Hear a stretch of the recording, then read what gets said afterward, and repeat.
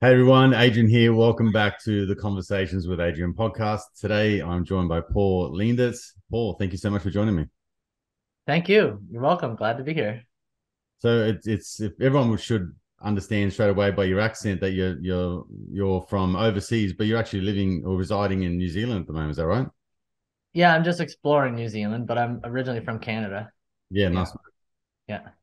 And we're going to talk to a few things today. I was referred to you by a podcast that I was a guest on with Nathan, and Nathan referred to me, and then I started listening and reading about your history in terms of particularly your book and the root cause of cancer, which is something that I think is just it's wonderful to see that there are people like you that are talking to these underlying root causes of disease, basically, and what we've sort of been subjected to, I think, in the last however many years, is just band-aid approaches to everything. Like the medical profession has kind of like gone awayward in the last, especially in the last couple of years. I don't know what your thoughts are on the last few years of this shenanigans that has been going on in the world. But anyway, we'll talk to Well, that. Before we get stuck into it, though, I would really love to know a bit more about yourself and your background, your history, and a few things like that. Can you share that with me? oh yeah, okay, absolutely. Well, um, I've always been interested in natural healing and getting to the root cause of things. I think the reason why that even began for me is because when I was a kid, my first dog that I had, I was told I had to take him for a rabies shot. And so I think I was probably 8 years old or something. And I took my puppy for a rabies shot and then he almost died. So after he got the shot, all of his hair fell out. And they told me that he had an allergic reaction. So the answer was that basically something's wrong with him, Mm. right? Like he had an allergic reaction, but that he almost died. Like I almost lost my dog and I was just 8. Well, even as an adult, it's painful to lose your dog, but it happened hours after I got that shot. So many things happened in my life in my childhood where I started to think independently and question a lot, like what is actually healthy and what's not, because serious things can happen if you're going down the wrong path. So, anyways, I ended up going to university for kinesiology because that was like one of the options related to health. So I have a science background, but after university, I didn't really develop any passion for anything I learned in school. So then I started doing holistic health training, and I got certified with the Czech Institute in California. So I went really deep into holistic health because I think I've always just been like that, like very open mind. I want to understand all the connections of things. And so I got deep into the physical, mental, emotional, and spiritual realms of health eventually. But at first, I was just focused on physical things.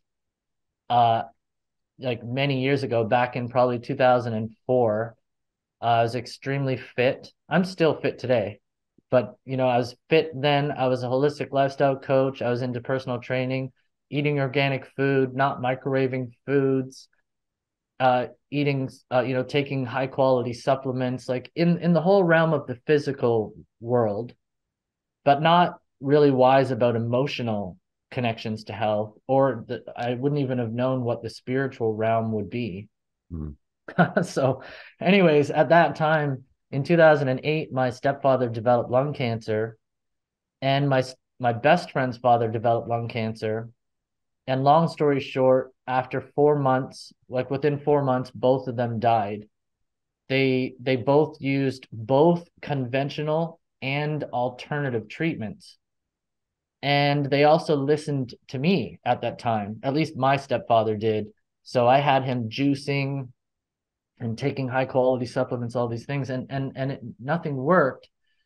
And so that experience launched me into eventually writing my book in 2010, in which I realized that the death, the diagnosis of my stepfather's lung cancer was very soon after, and his death was soon after his ex-wife had died. and he had experienced a lot of emotional, like psychological trauma with his children. There's a big stress between him and his ex-wife, and he was blocked from his children. And there's a big event there that happened. And then he died of lung cancer just a few months later. And I noticed that he didn't want to talk about that event, and he never shed a tear about it. So this experience was pretty traumatic and pretty intense, and it showed me that trying to destroy cancer did not work, and it didn't work with conventional approaches, and it didn't work with alternative approaches, because even in the alternative realm, like all the natural ways of sort of healing, it's still focused on trying to destroy the cancer.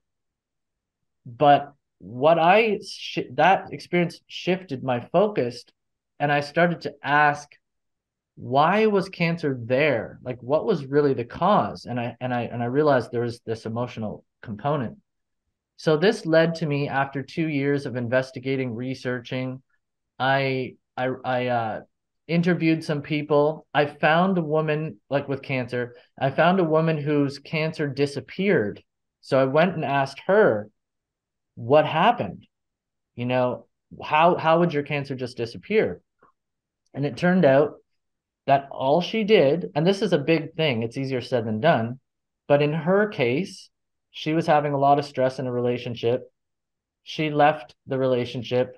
Am I going on too big of a tangent here or whatever? I forget what the question was. Like, can you say a bit about your background? So this is how I got into this position I'm in today. You know, today I train coaches. So I'm teaching doctors, I'm teaching naturopaths, I'm teaching holistic coaches, physical trainers, stay-at-home moms, anybody who will learn what I'm, about the root cause of cancers. Like today I'm teaching a lot of what I've learned over the years, but this is how it began.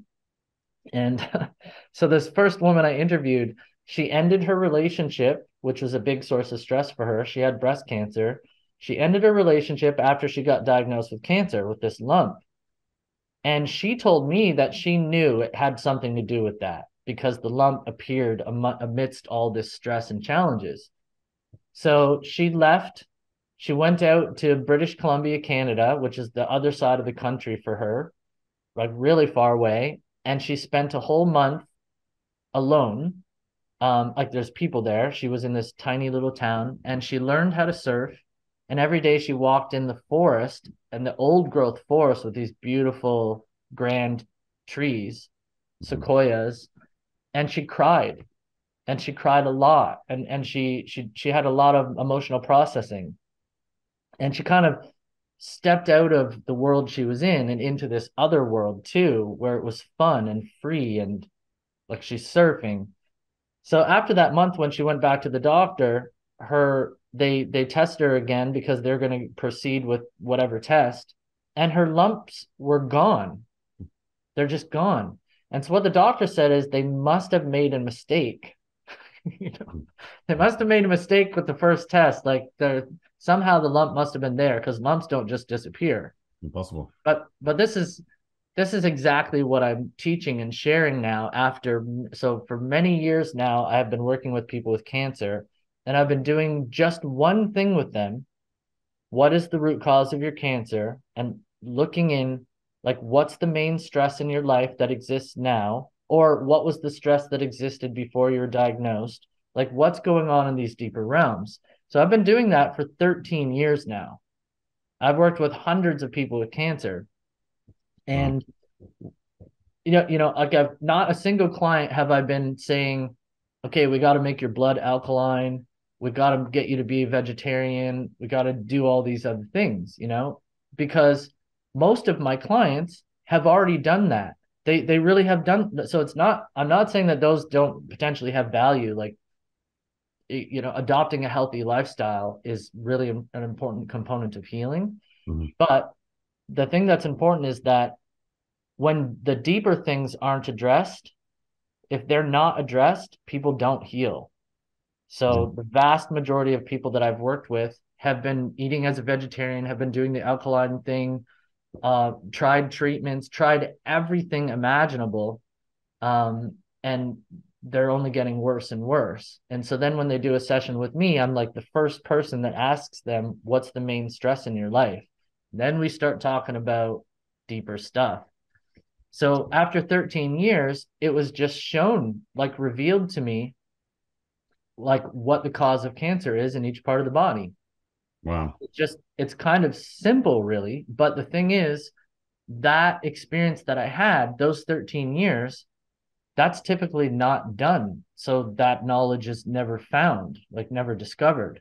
The cancer industries don't focus on the root cause of cancer. They're the Well, main, yeah, the main what you're theory is, saying is that happens in a lot of industries where they would just look at symptoms to diagnose whatever problem you might have, and yeah, then have a topical solution to whatever degree that they would recommend in order to fix that. So yeah, I totally get that. That's like rife across our medical industry. No one ever asks what else is going on in your life or anything like that. And I do agree. I think like most people, if you said to them, uh, you want to lose weight, like what would you do you think, to improve your lifestyle? And they'd say, well, I'd eat less junk food and I'd increase my fluids and I'd probably exercise more. So everyone kind of knows what to do.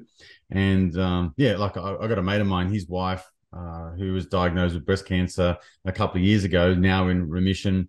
But again, like you're just, your psyche or your psychology automatically turns to, even though she's like very healthy and active and everything like that, but still modifying your behaviors and modifying your lifestyle in yeah, order to be a benefit to you. So you find out quickly about cancer that sugars are something that you should probably eliminate or at least significantly reduce, and all those sorts of things. So she started going off on more of that kind of paleo type of diet to in order to improve her, I guess, overall health. But what you're saying is key, because underlying all of that, there still could be that trapped emotion, that trigger, whatever it may be, which yeah. is causing the sort of stimulus and response type of thing for that cancer to start to, I guess, react in a way, right? Am I on Yeah, the right track? exactly. So what I found over all those years is that every single time there's an emotional component, like Mm. every time. And it becomes really obvious once you really start digging in and figure it all out. Um, but what it does is this emotional energy that is not processed causes tension in the body. Like when a human being experiences stress, it's normal and healthy to have negative thoughts and negative emotions. And this is something like in the spiritual realm and in the healing world, it's kind of, there's a certain movement against that. Like, don't think negatively and don't, like, Yeah, yeah, just be just positive. be positive. But the thing is, that can oftentimes and does oftentimes lead to suppression of what's negative. So and what's there that's negative is there for a reason. It's easy to say think positive if your life's positive. Like if lots of things are great, then yeah, it's easy to think positive and to feel positive emotions. But we're built in a way where we're supposed to think negative and supposed to feel negative emotions when our needs are not being fulfilled. Mm. This is one of the key components of it. We're human beings that have needs. Like we actually need to feel happy. We need happiness. And you can't just necessarily create happiness with your mind. Like you got to do things in your life that make you happy. Like if you're working in a job that isn't really meaningful to you, and you're making money, but there's nothing deeper, like it's not meaningful or purposeful, then you can easily become unhappy and just kind of feel like, why do I even exist? Mm. Whereas if you have a dream and you're inspired about something and you're putting your time and energy into that, then of course you're going to have more positive emotions and positive thoughts. So life isn't just about like our mind where we just decide, I'm going to be happy or not. We kind of we have to be building a life that feeds us, like that nourishes us. And so what's happening is today, the average person's life in some form or another is not truly nourishing them, because the human race has become like so entangled in things that aren't really fulfilling our needs, like not truly, not deeply. And relationship challenges are a big challenge today. You know, Yeah, it's easy to, it's normal to have a challenge in a relationship, but the question is, are you growing together?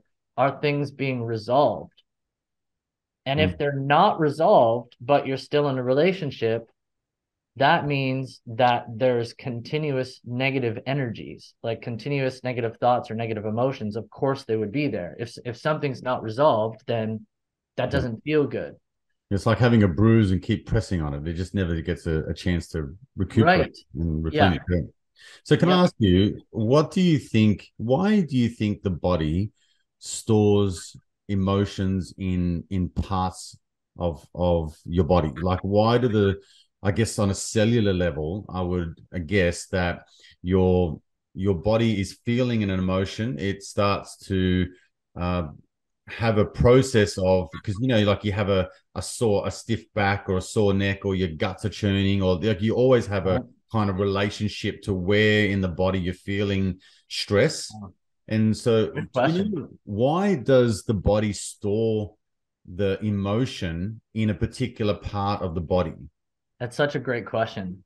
Well, so the human body, the whole thing is pretty complex and amazing. It's super advanced. Like so each part of the body serves a function and a purpose, right? So we've got like eyeballs, and we see from here from our eyes, but we don't see from like our hands, right? Like, and then we've got, hands that serve a different purpose. So all throughout the body, there's different responsibilities that each component has.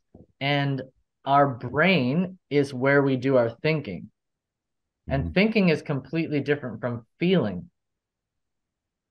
Like it's a totally different thing. And in our society, a lot of life is lived through here, like through thinking. But all of the emotions are in the body.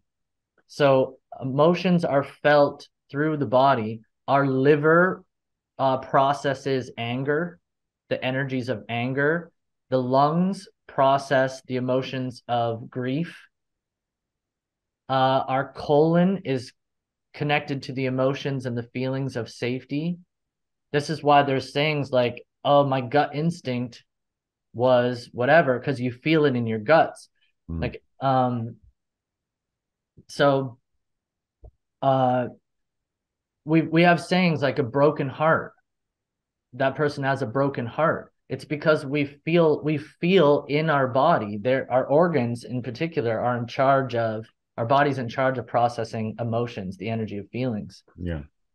Yeah, I've got So when butterflies in we my stomach. I've got the weight of the world on my shoulders. yeah, This yeah, guy's a pain it's in the all in the very neck. real. It's This it's guy's a like pain in the ass. Yeah, that's just like, I know. yeah. Yeah. And something that I demonstrate in my course, cancer prevention coach training, which just finished an hour ago. Mhm. That we just did 6 days of class. Nice. Um, One of the things I show diagrams to show how the brain is connected to different organs and how our thoughts and emotions are tied together. So if you're thinking about something related to survival, for example, let's call that money, because usually money is associated with the survival. It doesn't necessarily have to be that way. It could be something else, but that's a common one. Then if you're stressed, in particular, stressed about money or survival, then you'll be thinking about money, but you'll also be feeling there will be an effect on the colon. And so the two things are actually connected. So even though our brain sits in our head, it's connected to our spinal cord, and then our spinal cord branches out from our spinal column and feeds all the cells in our body. So if you, for example, so two things are happening at the same time. We're always thinking and feeling simultaneously. And Mhm. the feeling, so if you were to, as an experiment, if you want to try, just touch your leg anywhere. And as you touch your leg, you will notice how two things are happening. you are knowing it, like in your mind, that the touch is happening, and you're feeling it in the body. So like you feel where the touch is and you think it here. It's instant, like exactly the same time. So this is happening in deep ways all throughout our whole body. When we're thinking about different things, we're affecting different parts of the body at the same time. So if you have major stress related to money, or major stress related to love, or major stress related to speaking your truth, it will affect different parts of the body. And if you get stuck with those emotions, if they get repressed, then it actually causes tension in the body. And where the tension is where cancer grows. Mm. Wow. Yeah. So this is why people can reverse their cancer. It's totally possible to reverse your cancer. I have testimonials on my site. I've met all kinds of people that have reversed their cancer without doing any treatments or anything to destroy their cancer, but they've done the hard part, is resolve these deeper things. When you resolve what's not resolved, the tension is released. And usually the tension's released with a good cry, actually. But Mm. the emotional release has to be connected to the specific tension. You know, like if someone has cancer and they just cry because they're crying because they're afraid, which would be normal, that's not going to heal them. But if they cry because they've dug in, like let's say for example, someone has died in a person's life and they hold pain. The pain is in their body, and death, for example, or loss is held in the lungs. That's what affects the lungs. So if that's unresolved and they're still in pain about it, that can lead to cancer in the lungs. That's the cause of lung cancer, is unresolved grief. And I'm absolutely positive. I've just worked with so many people with lung cancer. It's always that. So Mm. this isn't even a guessing game. Like, this is how it works. The root cause of cancer is chronic unresolved stress, and there's a specific cause of cancer in each part of the body. So, anyways, if a person has that pain that's not resolved and they have a tumor, if they resolve that pain through emotional and psychological processing, in which I teach a 15-step process for now, after all these years, it's gradually just come together how to actually effectively process this completely. This is what we're not taught, by the way, in school or usually in childhood. We Mm-hmm. just go out into the world and we have no idea how to manage our emotions and what to even do. But when that's actually successfully processed, the tension goes away. And when the tension that's held in the body goes away, where the cancer is, now blood can immediately reach that part of the body again, and oxygen and nutrition, all the natural waste metabolites of that part of the body can be cleaned away, and the Mm-hmm. cancer just disappears. And it disappears in a matter of days to weeks. Wow. So, can a person treat their body like shit but be emotionally stable and be free of cancer? That's true. Yeah. And Really? I know I noticed this actually because I've been paying attention to this for years. That's a good question. And the people who are more prone to cancer are the ones who are typically wanting to keep the peace, wanting to be nice. So they tend to carry shit in them, Mm. like be okay with stuff when they Okay. shouldn't be okay with it, but they are. Mhm. But the rebellious people, I'm not saying this is healthy. This makes people cancer free. But I've known people over the years who are like incredibly assertive, like really over the top assertive, even violent. Like I have a couple extended family members who have been in jail, Mhm. like gotten into all kinds of like fights constantly. They're always in fights. They are fearless though. Like they're very fearless and they cause all sorts of problems, like in and out of jail.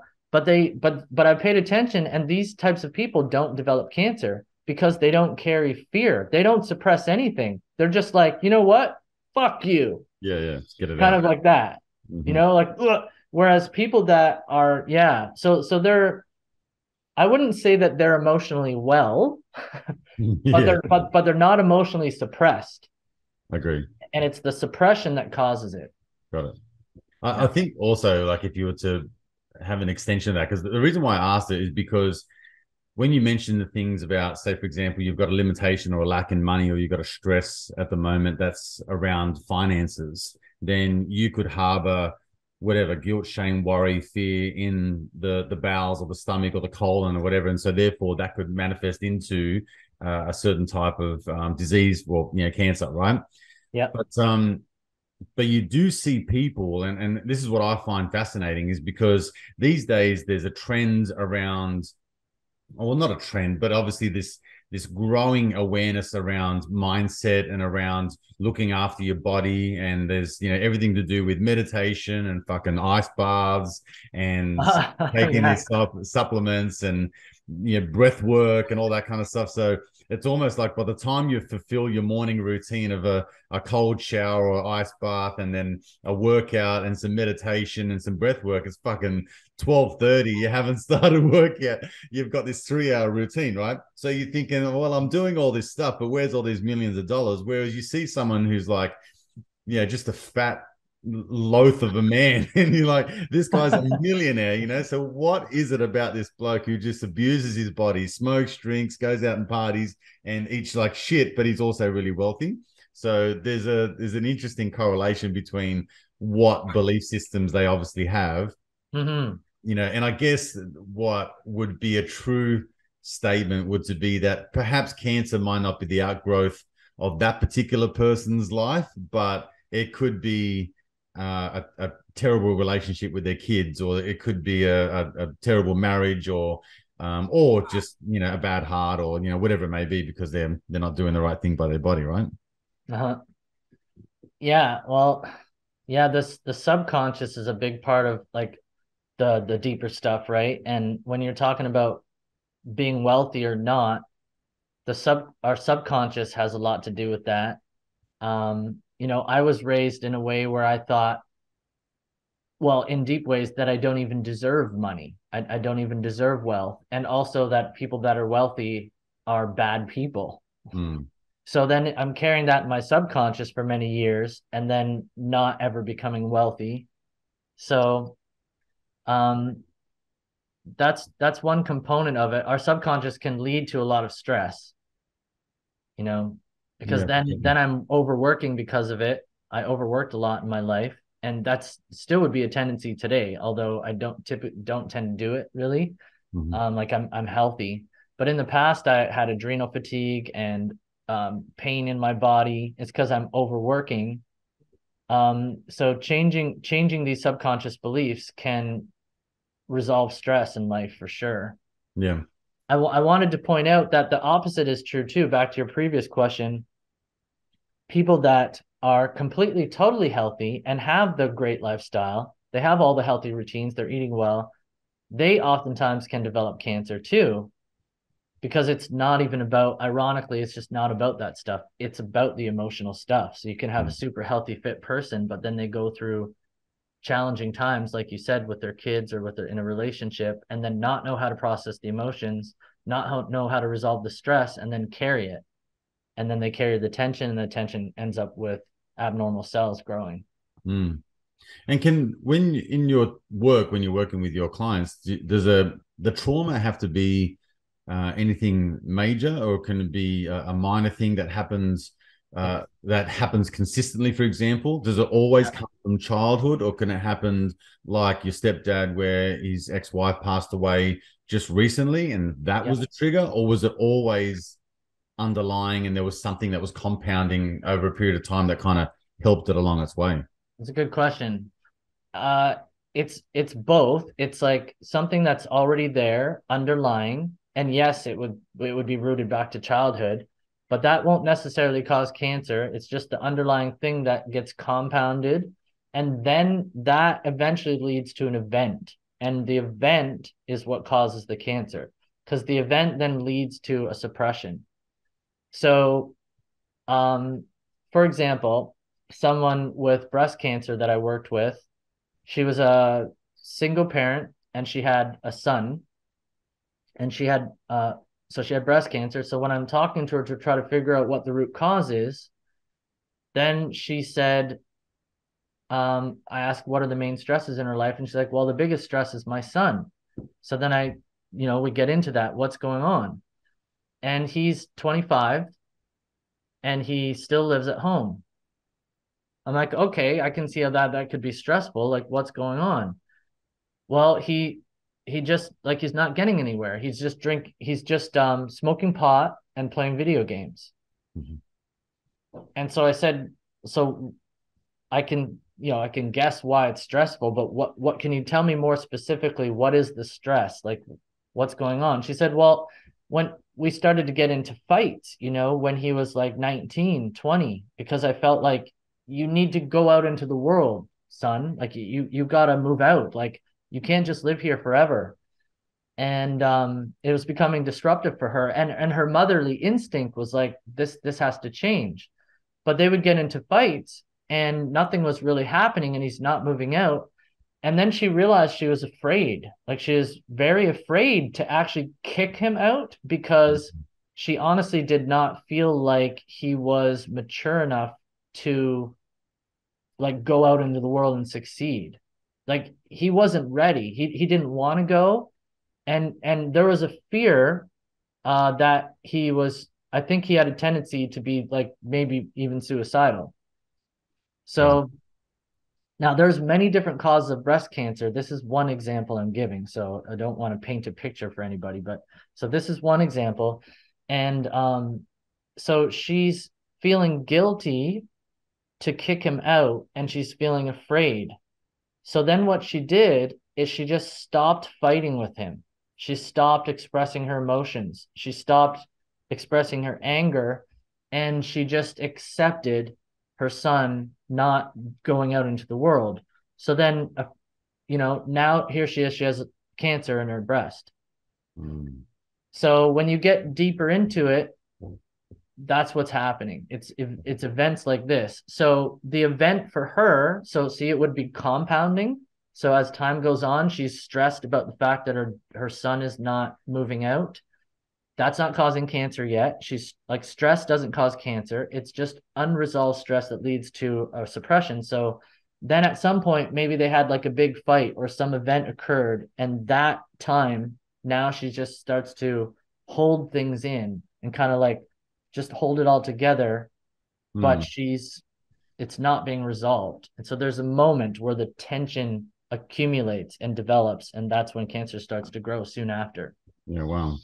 So do you find that when you're working with someone like that, for example, there's that recent event or events over the last couple of years, which has kind of triggered that person to then say, well, rather than express myself, I'm going to stop doing that, or I'm going to prevent myself from being the person who's the catalyst to my son getting kicked out of home, and then he kind of abandons me or disowns me and then falls by the wayside and then perhaps does take his life, and now that's my responsibility because I'm the cause of all of that. So that would trigger tons of really low vibrational emotions, Yeah. guilt, worry, shame, all those sorts of things, right?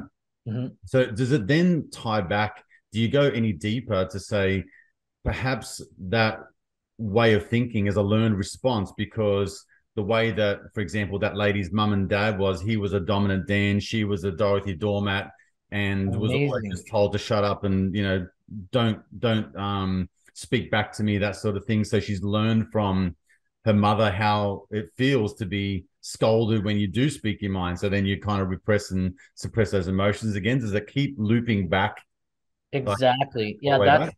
that's what's really going on when people, so they're one of the beliefs in the mainstream, medical approach to cancer is that cancer is caused by our genetics, but that's not what the cause is. It's what you were just describing. It's behavior patterns, it's coping styles of how to cope with stress, how we deal with our emotions. That's what's being passed on in families. And Mm. so,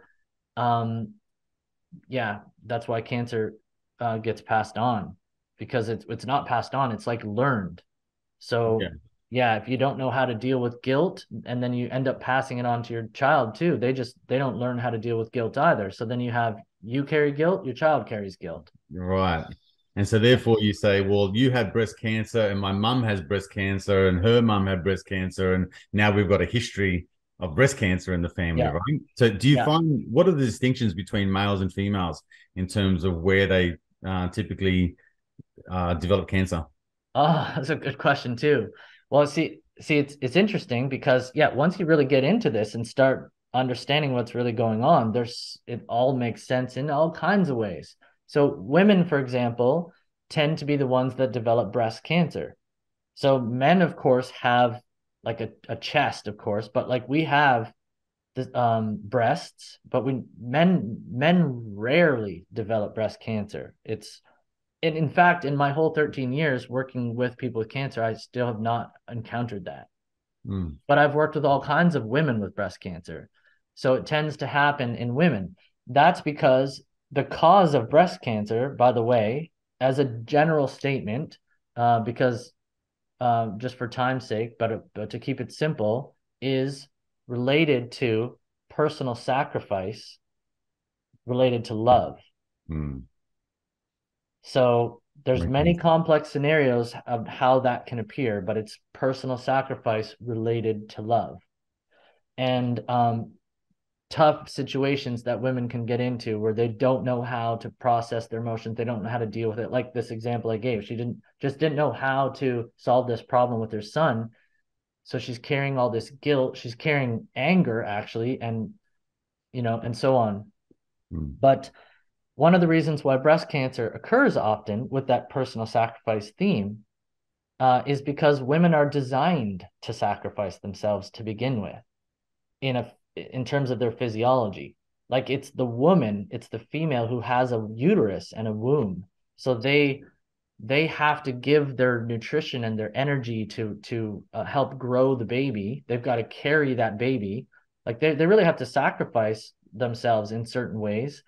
Like it's also a gift and a beautiful experience, of course, to like be pregnant and carry a child, but mm, there's responsibilities that come with it too, right? Where you sometimes and many times women feel like they really have to give a lot of themselves, and maybe they don't even want to. So there's a lot of sacrifice that can easily happen for a mother. And then even after the baby's born, she's the one that has breast milk. So she's got to be the one again carrying the responsibility. So you typically have um, women who are multitasking. They've got a child on one arm, crying maybe and needs to be soothed, and then they're, doing some other task at the same time. And I've heard before that the brains of women are more advanced than men with regards to multitasking. There's 50% more connections, neuronal connections between the right and left brain hemisphere. So they can actually multitask. mhm. I paid attention to it, and I can't multitask so very well Yeah. at all, but I can focus on one thing. So, yeah, this tends to lead women into much more scenarios related to like getting caught in sacrificial kind of relationship dynamics. Yeah, for sure. So, yeah, a father a father might typically would find it easier to be like, son, get your ass out the door. You're 25. Mm. But a mother tends to be like, because it's part of her role, to be more emotional, The more like nurturer. nurturing. So then it's harder for her to do that. Like women tend to carry guilt a little bit more easier than men. Mm. So there's deep reasons why all the different cancers occur in the parts of the body they occur, and versus between men and women. So there's one example What of about men? breast cancer. For men, Mm. um, let's see. So for men, um, one that's let's see. One that's common for men is um, in the like center of the body related to the solar plexus. That's a nerve branch that comes out like halfway down the spine or so, like Mhm. above the belly button. and that solar plexus is related to power, like empowerment. And this is a need. Like we all have to feel like empowered. And when you succeed at something, you have a goal and then you succeed, it's empowering. Yeah. But if you have many desires that go unfulfilled, or many attempts to succeed and you fail, then you can start ending up with emotional suppression in this region of the body, and that can lead to um, Is this like stomach cancer or colon or yeah, testicular? this would lead to stomach cancer, Hmm. um, pancreatic cancer. Yeah. So there's an example. So if you look at Steve Jobs, Steve Jobs was one of the richest men ever to exist, Hmm. massive company. Despite how rich he was, we're talking billionaire, he still died of cancer. So that goes to show that there is no cure out there. Um, but he died of pancreatic cancer. And what likely occurred, based on what I've experienced, is disempowerment. Mm. And because no matter what he did, there's endless problems, endless challenges. Like when you're at the top of a massive company like that, there a lot goes on. Like you're in the public eye and all this crap happens. And you can see videos of him. I've researched this a bit to just try to confirm, to make sure these patterns really always line up with pancreatic cancer, for example. And yes, it's always related to disempowerment with Right. pancreatic cancer. So men can oftentimes be the one that are disempowered because men typically are the ones who are going out there trying to like achieve things and Mhm. succeed Yeah. because they're typically providers, more so a provider. There are differences between men and women. Like, I mean, women can be a provider too, but typically men are driven more to succeed and women are driven more to have like connection and have like a beautiful nest of a family kind of a thing. Yeah, for sure. Yeah, I think there's a really good point you touched on there in terms of just the physiology and the genetic makeup between a male and a female. And some of the things that I've heard over the years have been, you mentioned already, the woman is more of the nurturer. If you go back to I guess, well, let's say 100 years ago, you would generally or typically find a woman that would be foraging, would be getting the food ready, would be, and they'd have this sort of concept of a broad spectrum. They're looking through their peripherals and they're seeing other things, which is why the multitasking probably comes into hand. So they're watching little Johnny run around in the fields, they're picking, Yeah. the berries and the food, and they're in the gardens and things like that. The male is, like you said, it's the dominant side or the one that's achieving. So they're sort of like, I once heard it as like the three Fs. You want fight, food, or fuck. You want to like it's just that's kind of very animalistic, I guess, perspective of a man. But Uh-huh. there's definitely that kind of generic or not a genetic kind of archetype, I guess, that's pulling through. Yeah. um, a woman would definitely be on the more of the nurturing side, and be the needs would be, what would you say, love, it'd be connection, it would be to be appreciated, Quality time. all of the quality time, all those Yeah. sorts of things. And then for a man it would be respect and admiration, and it would be Accomplishment.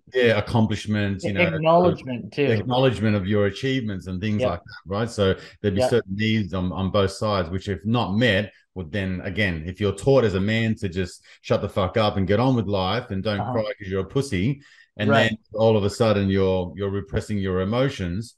Yeah. And if you're a woman that is like, just stop being a baby and stop crying, or we're just going to let little Sarah go and do her thing and chuck a tanty, and that's just because she's a little baby girl or whatever, then obviously that's like, well, I'm not going to speak my truth. I'm not going to say anything that I really is on my mind, because that's just how we're raised. It's not saying it's right. It's just Yeah. saying that's kind of what's happening as a society, and in generations of societies going on, right? So this is kind Yeah. of a generational thing that we kind of need to break the mold. Yeah, absolutely. Um, like one of the biggest weaknesses across humanity in relationships, because we're not taught, we just don't get this kind of exposure typically, is how to connect and communicate with each other in deeper ways. Like to connect to the other person, what are you actually feeling? Like to connect even to oneself, what am I feeling? What do you want and what do you need and what are you feeling? It's just not really done. That's because one of the main reasons is because in the school system that's not done. So a child is taught from a young age that their feelings don't actually matter. So what makes them happy doesn't matter. They just have to do their work. They got to do their schoolwork. That's the thing that matters, you know, listening to the authority, accomplishing things, forget your desires, forget your freedom, forget your emotions, you know, just fall into line and be, you know, do what we say kind of a thing. And then what happens is when you go out into the world and you actually have relationships, like intimate, sexual, loving relationships, then power struggles are common, where there no one's learned yet how to deeply connect and consider the other person. So it's just a war. It's just like a fight. Like who's going to win this argument? So a lot of times it's difficult for relationships to grow together and evolve through challenges by learning and changing. Like it happens, but it's not so common. You know, like the number of broken families out there is really high. Um, so, and this is why you mentioned in the beginning, the last couple of years have been pretty all this silliness. I forget what you said. Maybe you said silliness. The word I use was shenanigans. Yeah. Look, this Shenanigans. is a really good segue because the question that was coming to me as soon as you said that was how much of an outside influence is society or your external environment having upon us? Because in my world of coaching, what I have acknowledged in my own life and experiences and what I'm expressing to my clients is that there are outside forces that it's a huge machine, and it's multiple machines that are kind of working together. And I speak to this all the time. And one of the things that I do speak to quite a bit is how we've got a society that have a tendency to have more masculine women and more feminine men, for example, right? And so, Yeah.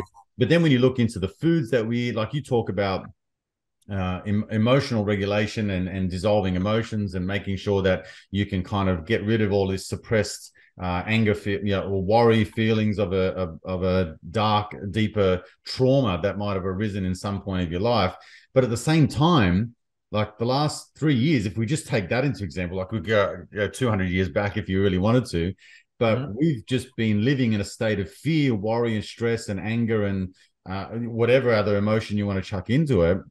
And that has caused society to, like, if we've, in my experience, in my lifetime, I've never experienced the division of like societies, the two classes of people, just the actions that I saw in the last couple of years. And I don't know which side of the fence you sit on, but with everything that's been pushed medically, from an authoritarian perspective, like from a governmental perspective, like there's just so many things that has caused people to almost have like PTSD, like they're acting out a trauma response, and just some people are losing their fucking minds. Like, and you talked earlier about speaking a truth or not being afraid to be to say what's on your mind. That's me. I not that I'm afraid. I've spoken out in the last couple of years. Nice. Thank you. My neck's been on the chopping block, and I have suffered. I don't mean to sound like this is a negative thing, but like financially, it's just cost me so much emotionally through relationships and all that kind of stuff. So there's all this. If you want to talk into the spiritual realm, there's this stripping of ego, and there's attachments to things and material possessions that have all been taken away, only to reveal this sort of like true authentic self that has been struggling to rear its head, for the last, nearly 45 years. Right. So anyway, I'll hand that over to you because I could speak forever about it, but how much of an impact is that environment having? And I think that this thing goes back a ways, and there's a lot of things that are kind of, I guess, helping the problem, not the solution. Uh-huh. Well, Yeah, it's a really deep question. Trying to decide what angle to take to give a response. Well, Um, what's I, your side? You said thank you for speaking out, so you must be on the side of this last couple of years has been a bunch of bullshit that is. oh, absolutely. And you Well, come from Canada. I mean, Canada's similar to Australia, where we've just been fucking just poleaxed, in terms of our rights and sovereignty and all that kind of yeah. stuff. So, yeah. Well, the first time I saw a politician saying they're going to lock down, I'm pretty connected to my body. I can feel I'm connected to my instincts, my intuitions. It's just 100% obvious to me that this politician is lying. Like Mhm. there is something really corrupt going on. Like talking about this lockdown thing. Um, yeah, and then I had to face fears, like probably similar things that you faced, which is part of spiritual growth, which is to actually, yeah, stand up for yourself, be assertive. And I had to risk, I lost certain clients, certain friends because I just stuck with what I knew to be true. Once you know something is true and you're not living through a belief system, then you're like sort of unshakable. No one can convince you of a belief system. Belief systems are things that can be dissolved, but the truth cannot be dissolved. The truth is Yeah. like an existential thing. A belief system is a man-made product. So, you can tell people some kind of a story and get them to believe you, but that story could have holes in it and eventually that belief could be dissolved, right? But if the truth is like something that's real, you can't change it. So once you know the truth, you know the truth. So um yeah, it was obvious to me that there wasn't a single focus. I went to one of the protests and spoke, and what I said is, look, everybody, we're apparently in this massive health crisis, but none of the health authorities are focused on health principles. So we have a worldwide health crisis where the healthier we are, the better. Like we got to focus on health now, but still there's no talk about any health principles. So there's, and like wearing a mask does not make your immune system stronger. It doesn't put you in a better position to survive, like to be healthy. If anything, it compromises it, right? Absolutely. And so on with all the different mandates. Like none of these are health principles. And so I knew we had a big problem. I typically don't follow the news or pay attention to any of that shit. Mhm. But then I decided that too. Like, okay, well, I'm not going to worry about this. If there is some kind of a virus out there, well, I'm just going to live my life. I'm going to focus on health. And if it gets me, it gets me. Like I'm not going to live my life in fear. Mm. you know if anything, I'm just going to love myself more, be more free, fulfill my needs even better to make sure I'm one of the people that it does has no effect on. And Yeah. I did have COVID at one point. I had COVID symptoms and I realized, whoa, this is something is different. I was sick for 3 days and then recovered. Life goes on. Yeah. But I was focusing on health. So anyways, I went for a walk to this one place where I typically go out into nature and go down this beautiful walking trail. It's very nourishing, fresh air, sunlight, a little bit of exercise. And they had shut down the nature trails. Like Mm. you can't go out into nature. Yes. So there's a like so it's just obvious, but the thing is, what ended up happening is because human beings can be so controlled by fear. Like fear is a powerful force. It's one of the biggest emotional like influencing factors, fear, like the fear of death. Like no one wants to die. So con artists and propagandists, like there's books written on propaganda. This is like a science. So you can create stories that can really influence people. And anyways, this turned into one of the biggest messes in humanity, and it was intentional. Mm. All kinds of friendships are broken, families are broken, constant fighting, shaming each other, judging each other, attacking maybe each other, ultimatums. Like, you can't see my kids unless you go get this needle. Like, you have to go let some authority inject a substance into your body, and if you don't do that, you can't, I will never talk to you again. So this is like what happens when we're not prepared, we're not raised, like taught how to communicate and connect and honor people's emotions. Like the school system does not honor freedom right from the very beginning. Like if you get put in school by force, and in many countries it's the law. You Mhm. have to, and kids are crying, they don't want to be there, they're losing a big part of their freedom, their soul. They're being, like, this is typically not understood. So then later in life, yeah, don't respect people's freedom. Like my freedom wasn't respected when I was a kid. You think I'm going to respect yours? Mm. So the rate of cancer since the pandemic has, I've heard different doctors saying, the number of people coming into my clinic that have cancer has skyrocketed by 20-fold, Wow. 20-fold. And it's not because of the injection. I know because of the work that I've been doing that it's emotional. It's because of the guilt people are carrying. It's because the resentment, the anger, the unresolved relationship challenges, the tension in families, because people didn't know how to grow through this challenge. They just get stuck in it. And it's difficult.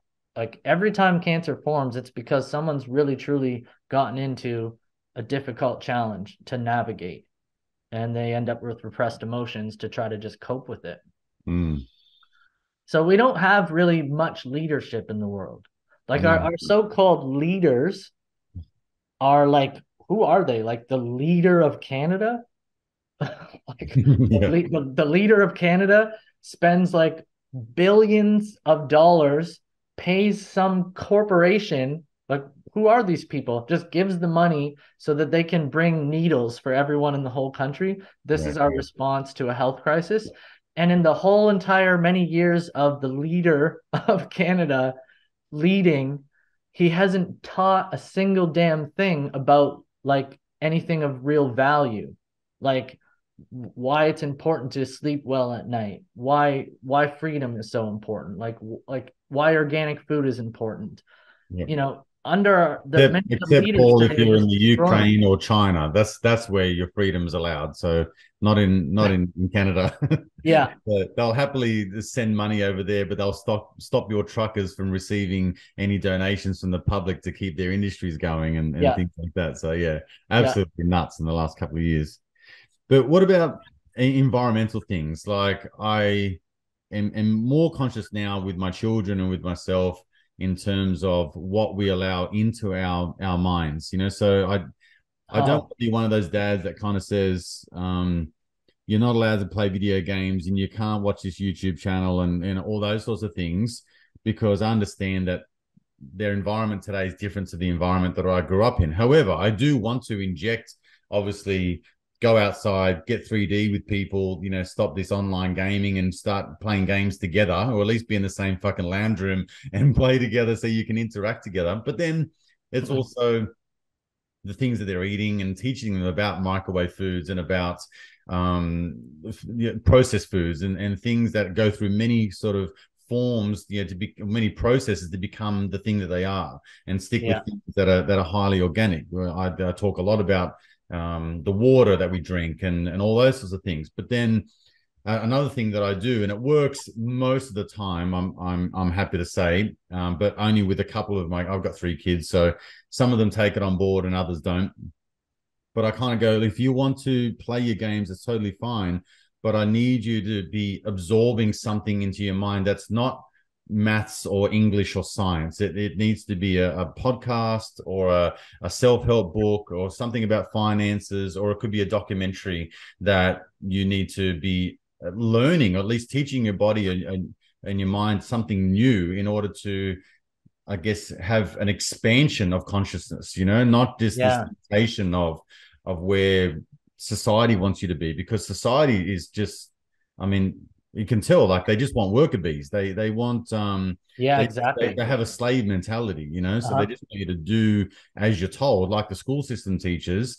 And anyone that's has any outside thought or expresses themselves in any other way that's not conducive to their rules or the way they want things done is an outcast, and you're on a reporting system, and you're a delinquent child, and you're casted to the side as one of those problematic people. Yeah, exactly. Yeah, it's parenting is probably one of the most difficult things to have to navigate and try to do well. Like it's probably impossible that anyone will ever perfect parent, but or parent perfectly. But one thing you're talking about is so important is children are called in psychology, there's the term tabula rasa, which means that they're a blank slate. So they have a soul. They do have their own soul. They are an individual, but they don't yet have like an ego formed. And our ego is our values. What matters in life? What are our belief systems? These types of things.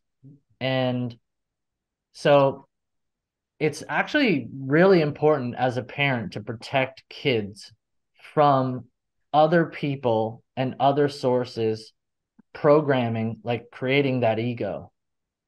Because if you like just don't pay attention and put your kids in the hands of like Ronald McDonald, he'll have your kid eating chemicals and refined sugar and pesticides, and thinking that that's normal because that's how Ronald McDonald gets powerful and wealthy.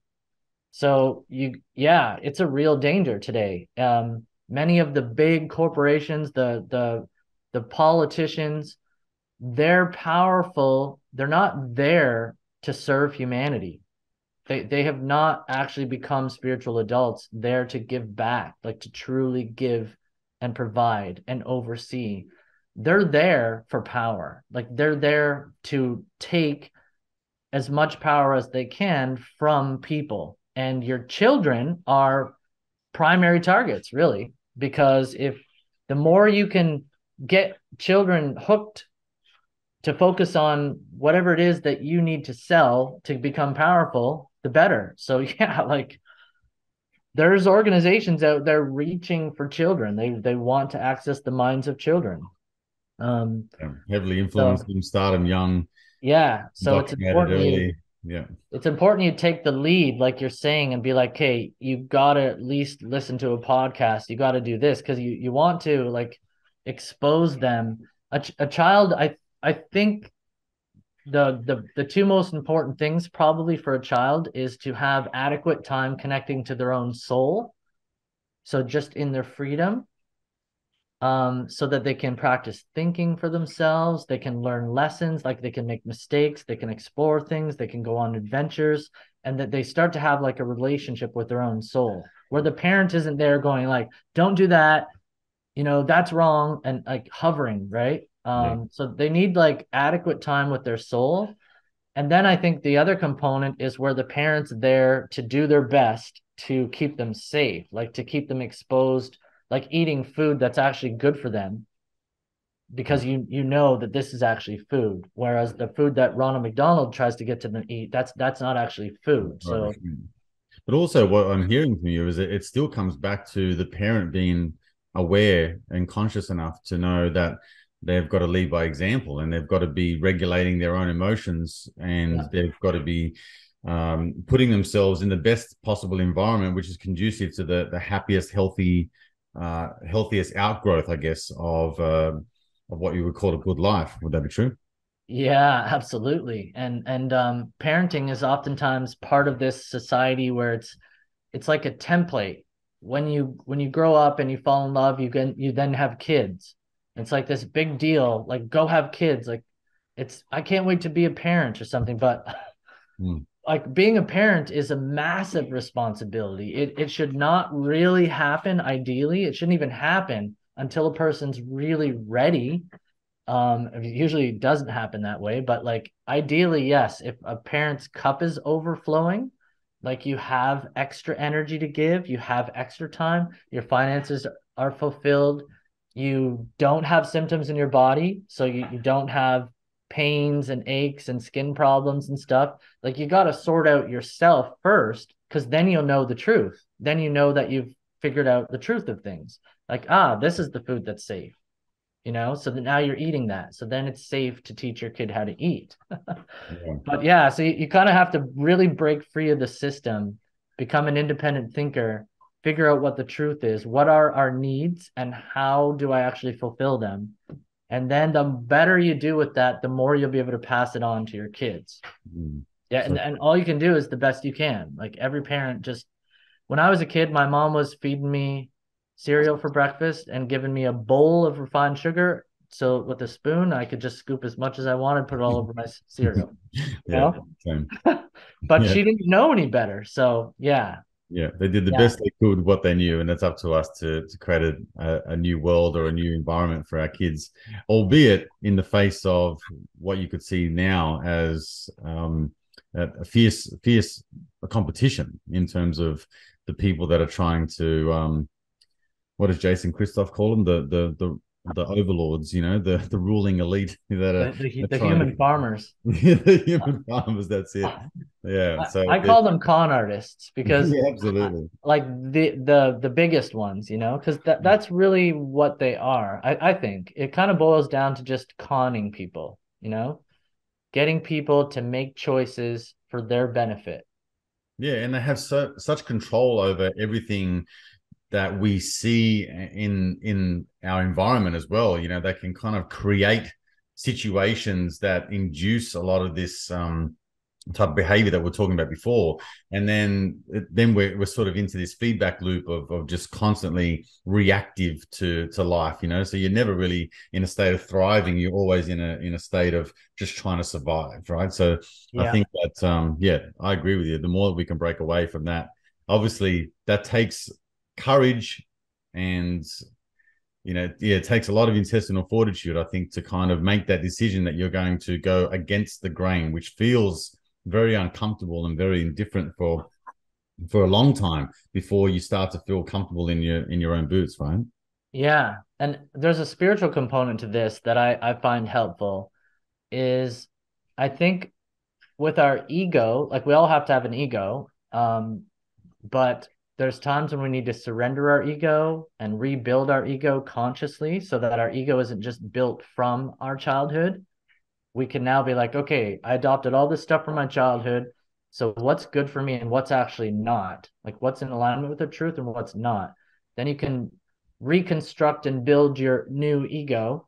Um, but what I was going to say is, so that's sort of a spiritual thing. And oftentimes that means going against the grain. Like there's a spiritual teaching. If you're heading 90 degrees from the pack, then you're moving in the right direction. And a lot of this has to do, I think, with faith and trust. And I'm not a religious person, but I've learned that there's a certain part in the spiritual journey and the human journey where when we make big decisions that are scary, we have to let go of a certain amount of safety. We have to take a risk, go into the unknown so that we can do the right thing, so we can follow our heart, even if it goes against the system or what everyone else is doing.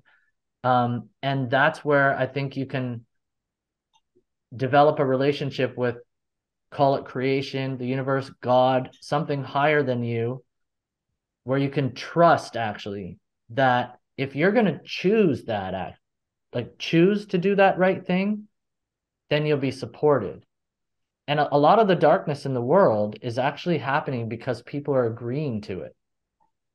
It's there's these big authorities and big con artists and the human farmers and everything, right? Like creating factory farming all across the whole planet. This is legal. It's legal to raise animals like that. But the thing is, they can't actually succeed unless people agree to it and buy that meat. So we can starve the beast. That's like, I think that's one of the biggest tasks of humanity. How do we starve all the beasts? Because there's a bunch of them. Let's starve them all. It's easy. Well, kind of. Like it's a process and there's some challenges, of course. It's a journey, but just start doing the right thing. Like start learning what is the right thing and do that, and then the darkness has no more power. Like in the beginning of this pandemic, it really seemed like we didn't have a choice, right? Like we don't have a choice. I'm going to have to get the vaccine. No, it's an illusion. We always have a choice. We always have a choice. So are you going to do the right thing, or are you going to or are you going to let fear make your decision? If you let fear make your decision, you've just empowered darkness. And so the darkness isn't breaking any rules. They're not breaking spiritual rules, you know? Yeah, it all comes back to you in the end. Yeah. Paul, I want to thank you for your time. It's been such a great chat. If people want to go and find your work, they want to get coached by you, they want to read your book, where would they go? My website's wheeloflifeacademy.com. Yeah. Wheeloflifeacademy.com. Yep. Yeah, perfect. I'll put some information in the show notes when this goes live. So thank you once again, Paul. It's been such a pleasure talking to you. We should touch base again soon. I think this is a really interesting chat. We could have gone so many ways, but I found it fascinating to hear about your line of work and how you go about things. I think is really wonderful. So thank you so much for your time. I enjoyed it too a lot, Adrian. Thanks a lot. Anytime. All right, mate. Bye for now. Okay. Bye-bye.